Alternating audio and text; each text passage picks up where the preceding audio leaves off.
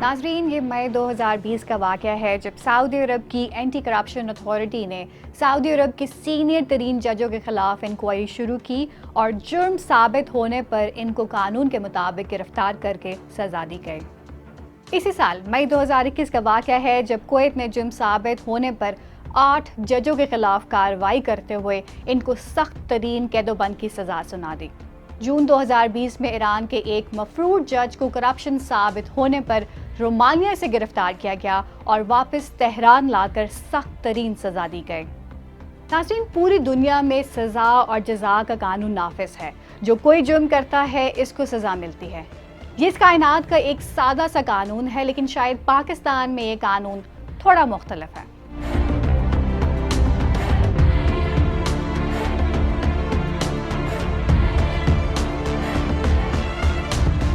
नाज़रीन, आज हम ज़रा खुलकर इस मौजू पर बात करेंगे कि पाकिस्तान के एक मोतबर इदारे FBR ने काजी फाइज ईसा की फैमिली के बारे में करप्शन के जो सबूत पेश किए, इसके पाकिस्तान के अदालती निज़ाम पर क्या असरात मुरतब होंगे। याद रहे कि सुप्रीम कोर्ट ये फैसला दे चुकी है कि किसी जज की फैमिली से इसकी आमदन असासों या करप्शन के बारे में आइंदा कोई सवाल नहीं किया जा सकेगा।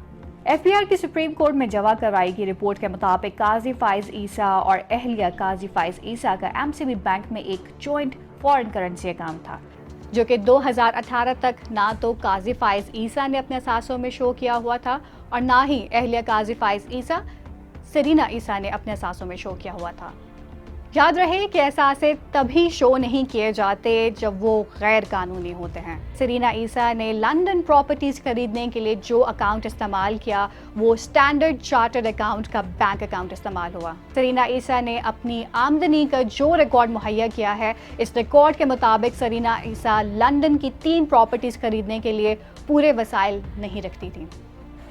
MCB के अनडिक्लेयर्ड अकाउंट के बारे में जब सवाल पूछा गया तो सरीना ईसा ने कहा कि इन्हें इस अकाउंट के मुतालिक तहफ़्फ़ुज़ कानून देता है, जबकि कानून फॉरेन करेंसी अकाउंट को तहफ़्फ़ुज़ ज़रूर देता है, लेकिन इसमें होने वाली ट्रांजैक्शंस को तहफ़्फ़ुज़ नहीं देता। बल्कि कानून के मुताबिक FBR किसी भी मशकूक अकाउंट की ट्रांजैक्शंस की छानबीन कर सकता है। सरीना ईसा ने लंदन के फ्लैट्स जिन पैसों से खरीदे, FBR ने इन पैसों का सोर्स ऑफ इनकम मांगा तो सरीना ईसा ने इन पैसों का सोर्स ऑफ इनकम नहीं दिया।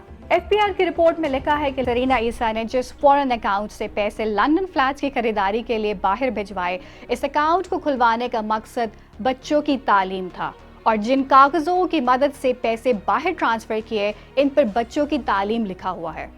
FBR की रिपोर्ट में लिखा है कि लंदन के फ्लैट सरीना ईसा ने इन पैसों से खरीदे जिनको कभी असासों में जाहिर नहीं किया गया। 3 लंदन फ्लैट्स में से एक लंदन फ्लैट 2004, दूसरा 2012 और तीसरा 2013 में खरीदा गया और इनको 2018 तक असासों में जाहिर नहीं किया गया। सरीना ईसा ने मौक़िफ़ इख्तियार किया है कि 2004 के खरीदे फ्लैट में 100% शेयर सरीना ईसा का है, जबकि 2012 और 2013 में 50% शेयर सरीना ईसा का है और बाकी 50% बच्चों का है।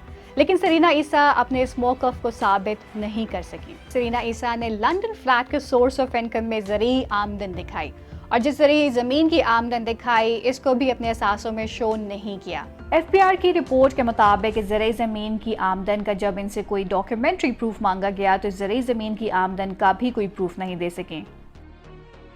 पनामा के जजमेंट में ये लिखा गया है कि कानून के मुताबिक जब कोई शख्स किसी चीज़ की मालिकियत को तस्लीम कर लेता है तो इसका सबूत मुल्ज़िम ने पेश करना होता है। लिहाजा इन फ्लैट्स का 12 सबूत सरीना ईसा पर है क्योंकि वो इसको तस्लीम कर चुकी हैं। जो मनी ट्रेल सरीना ईसा ने पेश की, इसकी कोई कानूनी तौजीह भी पेश नहीं कर सकी। लिहाजा लंदन फ्लैट की खरीदारी के लिए पेश की गई सरीना ईसा की मनी ट्रेल लंदन फ्लैट की खरीदारी से मुताबिकत नहीं रखती है। FBR की इस सारी तहकीकात से जो भी साबित होता है और इसके जो भी असरात पाकिस्तान के निज़ाम अदल पर मुरतब होंगे, इसका फैसला हम अवाम पर छोड़ते हैं।